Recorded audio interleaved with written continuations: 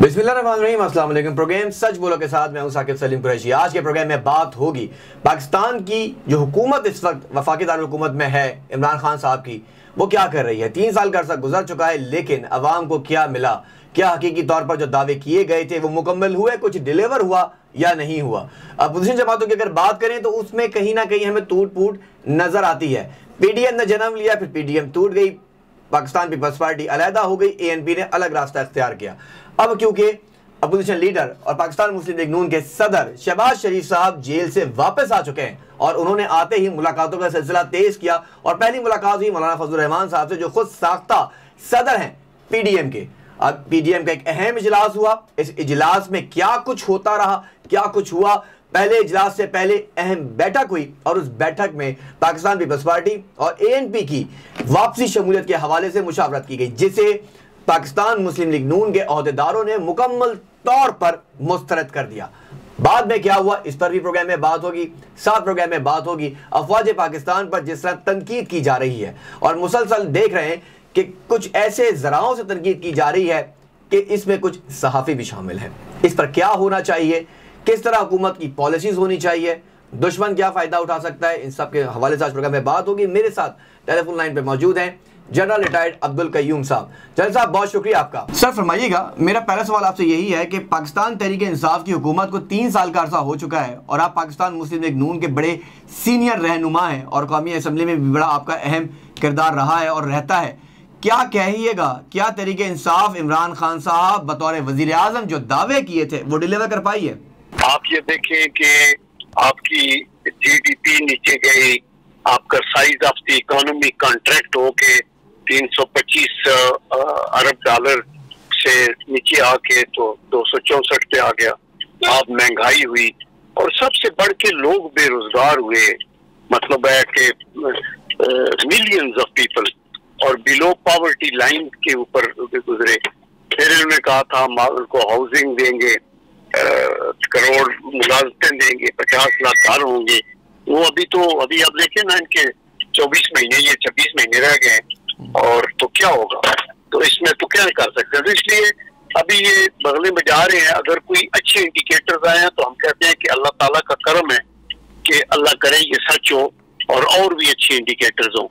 लेकिन the point is कि ये तो डैमेज कंट्रोल हो रहा है ना। आप ये देखें कि किसी लिहाज से भी, और अभी अगर कोई थोड़ी अच्छाई आई है तो क्रॉप्स की बेहतरी की वजह से आई है, और क्रॉप्स की बेहतरी भी इनसे पूछ ले, चेक कर ले कि इनकी वजह से नहीं हुआ होगा। लेकिन हमें एग्रीकल्चर, इनको ये बताना चाहिए कि हमने एग्रीकल्चर रिसर्च में ये किया है, ये नया सीड आया है, ये हमने फर्टिलाइजर इंट्रोड्यूस किया है, इंडस्ट्री के अंदर हमने ये रेवोल्यूशन लेके आ गए, तो इससे प्रोडक्टिविटी हुई है, तब तो बात बनती है। तो बाकी तो अल्लाह का करम है। मुल्क के अंदर एक बड़ा पोटेंशियल है। ये 200 मिलियन से ज्यादा का मुल्क है, लोग हार्ड वर्किंग है। प्रॉब्लम ही लीडरशिप का है। तो अभी बहुत आगे जाना है। आप ये देखें सर्कुलर डेट्स जो है, जो 1100 अरब इनको मिला था, अभी 26-2300 अरब रुपए हो गया है। तो उसका क्या जवाब है इनको? अभी क्या मतलब है, 3 सालों में आप कम अज कम अगर कम नहीं कर सकते तो रोक तो लेते। आपने इतनी बढ़ के मारी थी तो वो भी नहीं हुआ। तो बाकी ये है कि रुपये को भी डिवैल्यू किया, और अभी भी जो खबर है वो यही है कि ये जो रोका है ये फिर वो आगे है सागदार साहब के फार्मूले पे कि मैनेज करके रखो, वरना तो ये और ज्यादा जो डिवैल्यू हो जाएगा। तो ये अभी आज आके फिर वो मनी इंडक्ट करके चूंकि पूरी दुनिया में ऐसे होता है। इवन चाइना जो है वो फ्री फ्लोट उनकी करेंसी नहीं है, और बहुत से ममालिक का ऐसे है। तो आप मैनेज करते हैं कि आप अफोर्ड कर सकते हैं, क्या नहीं कर सकते। पेंडेमिक का भी एक अल्लाह का करम है। उसके अंदर ये जरूरी है कि हुकूमत ने अपनी एफर्ट की है, जो जिन्होंने की है वो काबिल सताइश है। वो सेंटर भी इनका फौज ने चलाया है। लेकिन दी पॉइंट इज कि यहाँ वो नहीं कदर मचा जो इंडिया में मचा है, और ये हमारी खुशकिस्मती है। अल्लाह ताला करे आइंदा भी बेहतरी आए इसके अंदर। लेकिन मेडिकल फैसिलिटीज अभी अच्छी नहीं है, आपको पता है। एजुकेशन में कोई रिफॉर्म नहीं हुई, मसाइल हैं अभी भी। तो इन चीजों को ठीक करना, और बेरोजगारी आम है, महंगाई है, लोगों को रहना मुश्किल है, उसको ठीक करना होगा। सर, जैसे आपने कहा कि पॉलिसीज बड़ी नाकाम हुई हैं, लेकिन कोविड के मामले में चलें, आपने उनको सराहा कि एक बड़ा अच्छा इक़दाम था, साथ आपने ये भी बात की कि जो फैक्ट एंड फिगर्स गुज़िश्ता हुकूमत छोड़ के गई थी उसमें बहुत ज़्यादा हम ये देख रहे हैं कि इजाफा हुआ। सर्कुलर डेट की आपने बात की 1100 से बढ़ के 2600 तक जा पहुंचा है।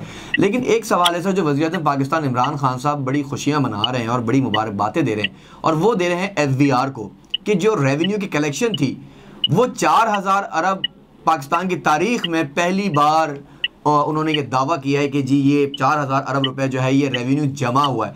इसको आप कैसे देख रहे हैं? ये अलग बात के अहदाफ जो है 5500 अरब रुपए के थे।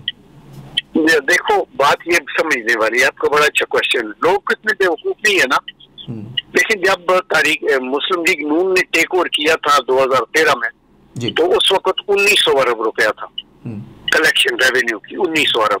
जब हमने 4-5 सालों में खत्म किया तो ये कोई 3850 अरब रुपए थी, यानी 100% इजाफा हुआ।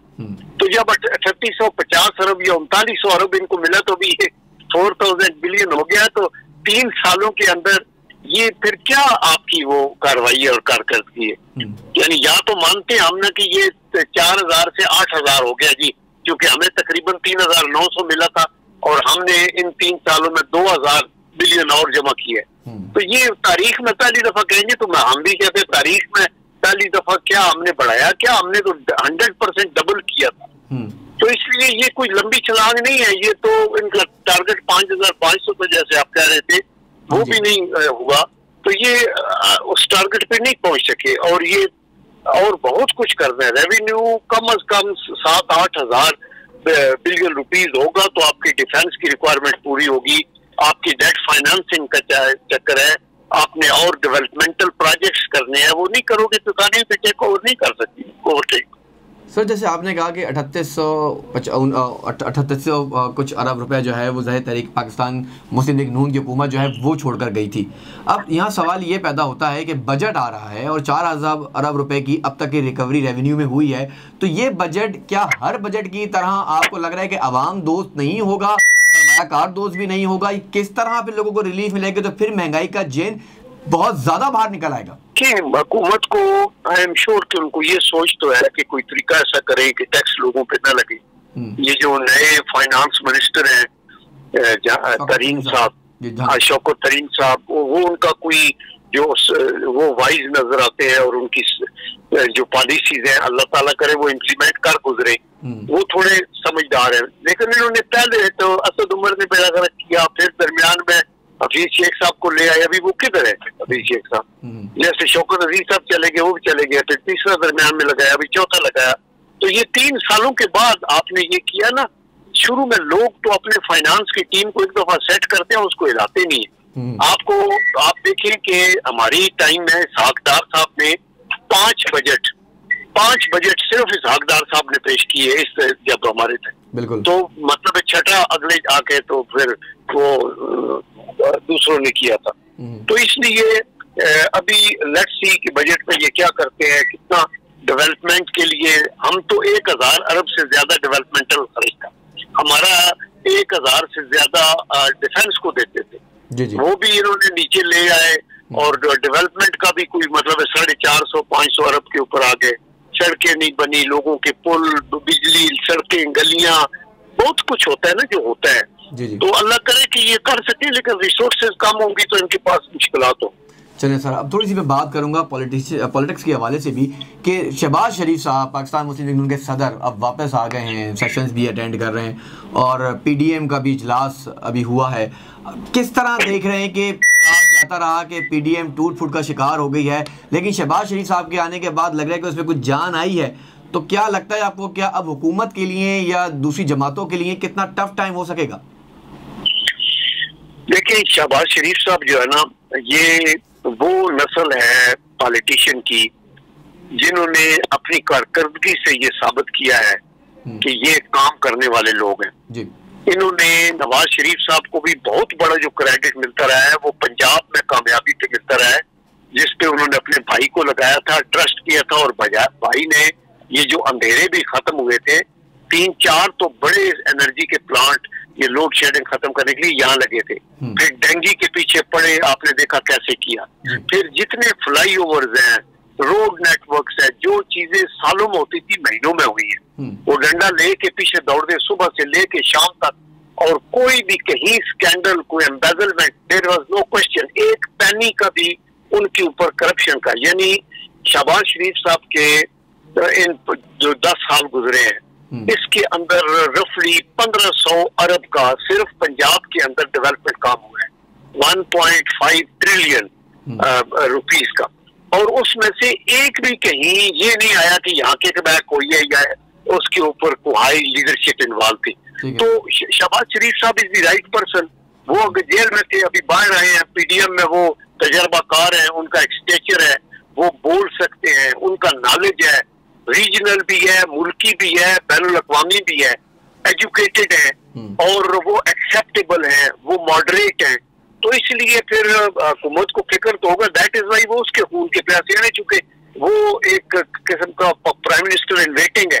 जी। और अल्लाह करे किसी दिन वो प्राइम मिनिस्टर बन जाए और हम लीगली और कॉन्स्टिट्यूशनली अदारे उनको हदूद और कयूद में रह के सपोर्ट करें गवर्नमेंट को पूरी तरह, तो Shahbaz Sharif can turn the tables total. और अल्लाह के करम से ऐसी ऐसी चीजें होंगी कि जो बंदा सोच भी नहीं सकता। तो इसलिए ये अभी पीडीएम के अंदर जाके देखिए, पीडीएम 9-10 जमातों का इकट्ठ है ना, तो उसके अंदर भी वो जरूर फूकेंगे। लेकिन आपने पीएमएलएन को भी ज्यादा ऑर्गेनाइज करके बेहतर सूबों के अंदर, सिर्फ पंजाब के अंदर नहीं, खैबर पख्तूनख्वा और बलूचिस्तान और सिंध, उसमें भी उनका प्लान है, जो मुझे पता है कि उन्होंने इसको रीऑर्गेनाइज करके इसको बेस्ट तरीके से आगे चलाना है और इसके अंदर रिफॉर्म्स करेंगे और बाई दी ग्रेस ऑफ अल्लाह। तो इसलिए ये खुशाइंद है। जी जनरल साहब, आप मेरे साथ टेलीफोन लाइन पे रहिएगा, एक छोटा सा ब्रेक लेना है और जब ब्रेक के बाद वापस आएंगे तो गुफ्तगू को यहीं से जोड़ेंगे। Stay with us.